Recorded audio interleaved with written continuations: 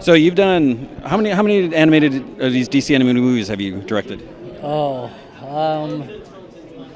I think the last thing that they said, it was a while ago, was 10, so I might be on my 12th or 13th, I don't know. So is it easy now? I mean, are there new challenges with each one, or is it like, okay, you know what you're going to do? Not that it's easy Right. or any easier, but is it you just go with the flow now?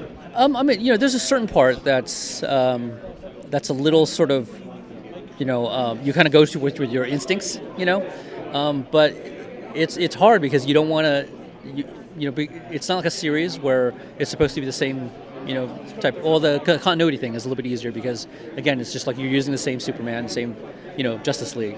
But sometimes when you're doing something like, like a Gotham by Gaslight or something, or where you're changing the style, you're trying to create a whole new world, and that makes it difficult because your brain needs to, like hopefully not do the standard things, but create something visually, different. So I don't know if it's necessarily easier because Just different. it's different, and again, we do so many of these things, and we have so little time to do them. It's definitely a challenge, So Do you ever do like more than one at the same time? I mean, I don't know how to, you're in different or different yeah, points. all the time. Like right now, I'm working on 4 different things at the same time. Yeah, so it's. Now with this one, what was where did the idea, or do you remember when it first came? Like, we're going to bring in the Fatal Five. We're going to do future time travel.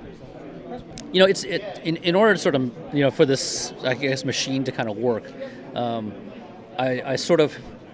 work between like Bruce and James. So sometimes I work with James. Let's just say I'm starting to work with James. I'll work with him up to a certain point, and then I need to jump off and start working on Bruce's to help him build the thing, and then James is sort of taking it, through to the end. And I jump in when I have, if I have time to jump in. So a lot of times, because I have to jump back and forth.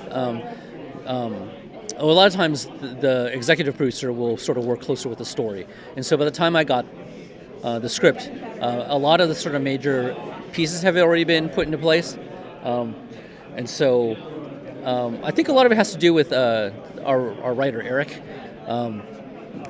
because he's a Supergirl staff writer, right? And I think he was really familiar with the Legion stuff, and so he seemed to be the perfect sort of match for kind of what Bruce had decided.